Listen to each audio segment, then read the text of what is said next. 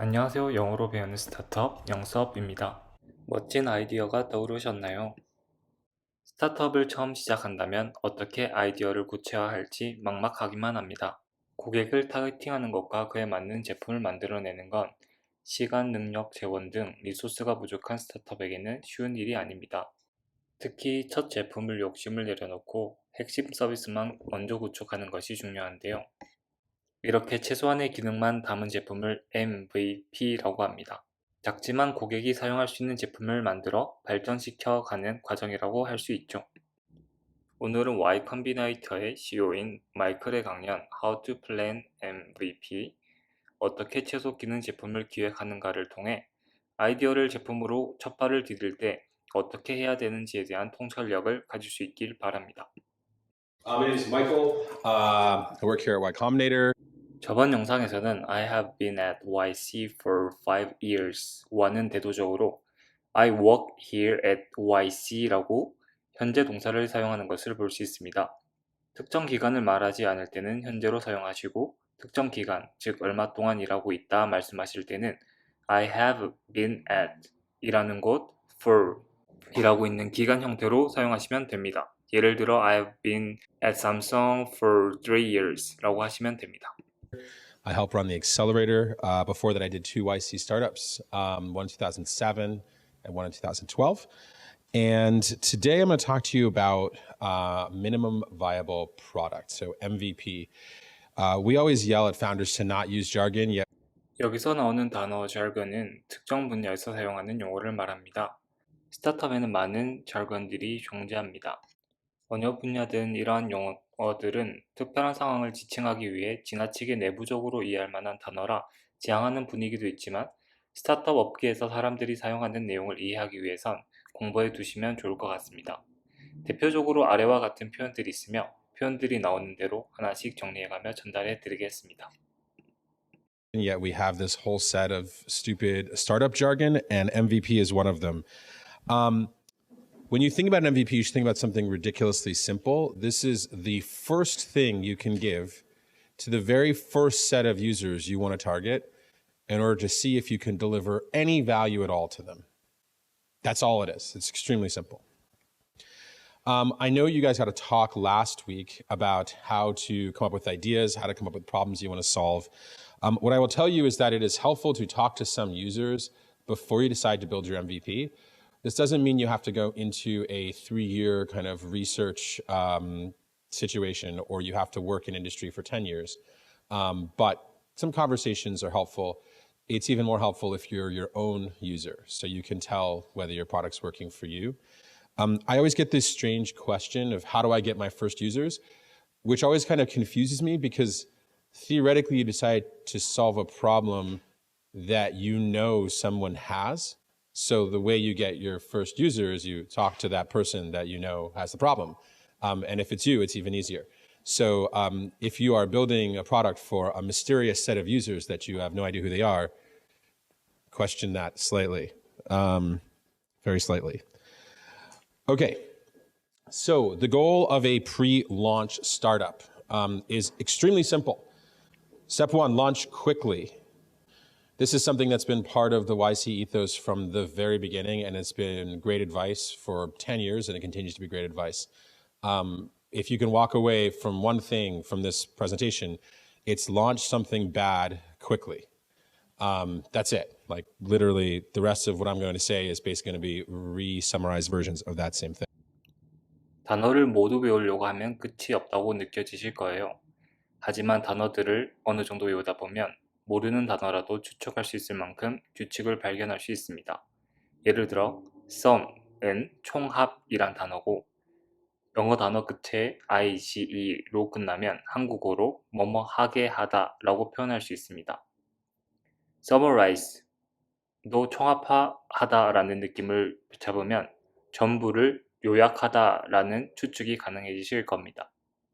다른 예로는 optimize는 optimum, 즉 최적의 라는 단어에 IGE가 붙어 최적화하다가 된 거죠. 단어 뒤에 D가 붙으면 한국어로 된 이란 뜻이 됩니다. 즉 summarized, 요약된이 된 거죠. 앞에 RE가 붙으면 다시라는 뜻이 되어 다시 요약된, resummarized가 된 겁니다. The second thing that an early stage startup needs to do is get some initial customers. 스타트업을 분류할 때 크게 5가지로 분류하곤 합니다. 첫 번째는 시드 단계, 아이디어를 개발하는 극초기 단계입니다. 두 번째는 early 단계, 제품을 시장에 내놓고 첫 매트릭스, 즉 지표를 볼 수 있는 단계입니다. 세 번째로는 growth, 즉 성장 단계입니다. 지속적으로 사이즈를 키우는 데 집중하는 단계입니다. 네 번째로는 expansion, 새로운 시장을 고려하는 단계입니다. 마지막으로는 스타트업 창업자라면 모두가 꿈꾸는 exit, 상장이나 인수합병을 하는 단계입니다. 이후도 창업가로서 많은 여정을 지나야겠지만 이 단계를 지나고 나면 생활과 관련된 금전적 고민과도 엑싯을 하는 단계이지 않나 생각해 봅니다.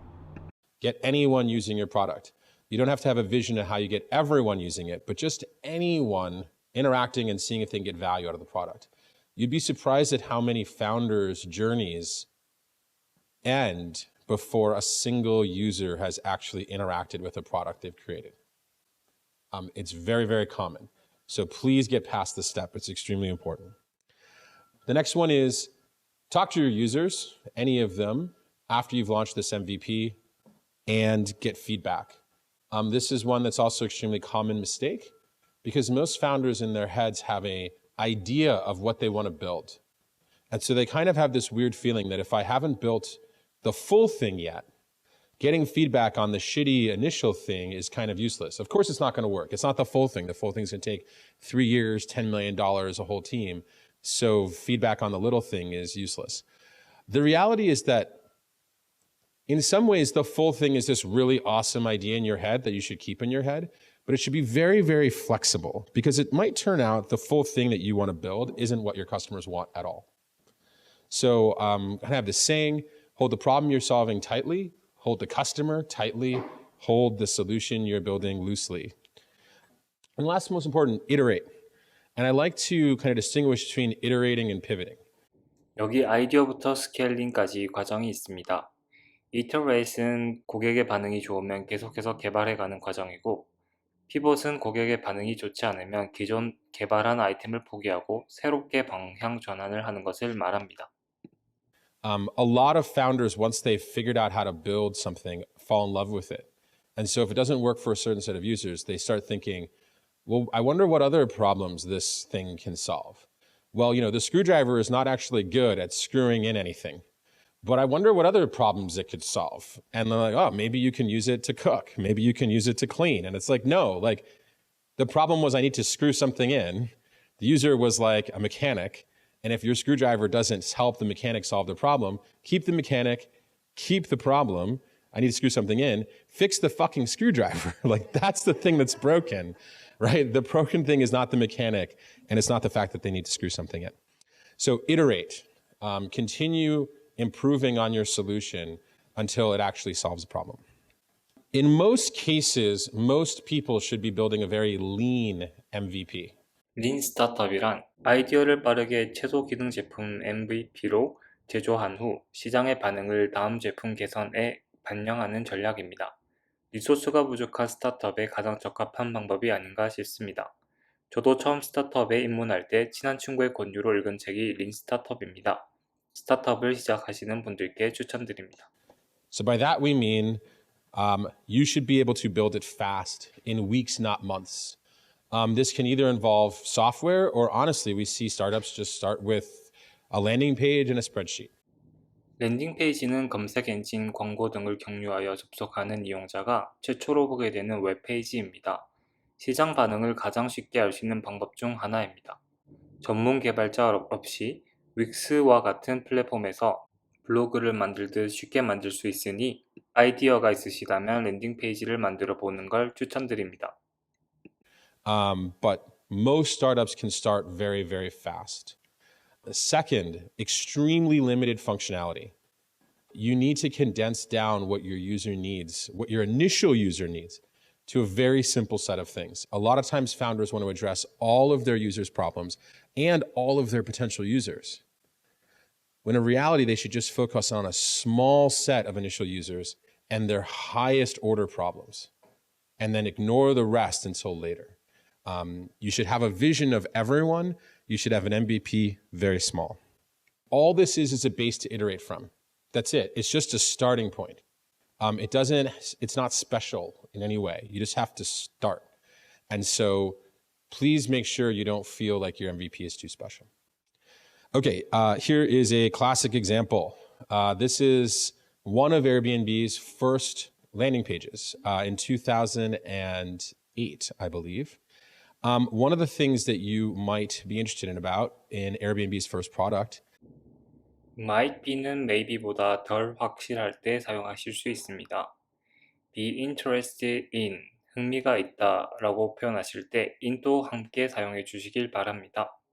마찬가지로 talk도 about과 같이 사용하여 what are you talking 하지 마시고 what are you talking about 라고 말씀하시면 됩니다. Is that there were no payments. When you found a place to stay on Airbnb, you had to exchange money with the host in person. Needless to say, that was a pretty fucking big problem, but they started without payments.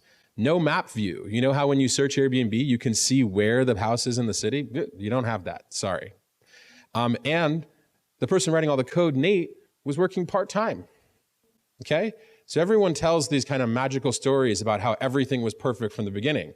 Airbnb, not perfect from the beginning. The next one, Twitch. This was what Twitch looked like day one. Not very familiar. Well, maybe a little familiar. There's some video there and there's some chat there. Other than that, nothing else. Twitch launched as Justin TV, which was a online reality TV show. There was only one channel, Justin. You had to follow his life. If you didn't like his life, you had to leave the website. That's all there was. The video was extremely low resolution. It was funny. A founder asked me back in the day, wasn't it weird you guys had video in your apartment? Weren't there all these secret documents and things that people would be able to see? And it was you could barely recognize our faces, let alone documents that we had. And most importantly, there were no video games. No video games, except if we decided to play video games in our apartment. That was the only time video games ever appeared. And so, needless to say, you can do that quickly. When you think about Twitch, it's much more complex now. Last, Stripe, which wasn't Stripe. It was called /dev/payments, because why not? Let's make a name that's really easy to remember. This was Stripe day one. No bank deals. I won't tell you exactly how they process payments, but it was in a very startup-y way. Almost no features. And even cooler, if you wanted to use Stripe, the Stripe founders would come to your office and integrate it for you. How nice is that? Half because they were just desperate to get anyone to use it, and half because it was a great way to find bugs before the users found bugs. Integrate yourself. So these are just 3 examples of extremely simple, extremely fast to build MVPs. All of these are billion-dollar companies, and they all started with something that most people would say is pretty shitty. In very few cases, you have to build a heavy MVP. I just invented that term, heavy MVP, when I made this presentation 2 days ago. So, maybe it becomes a thing. If you're in an industry with significant regulation, like insurance or banking, sometimes drones, although sometimes not, it's hard to launch. It's harder to launch. You have to pass through a bunch of regulatory bodies first.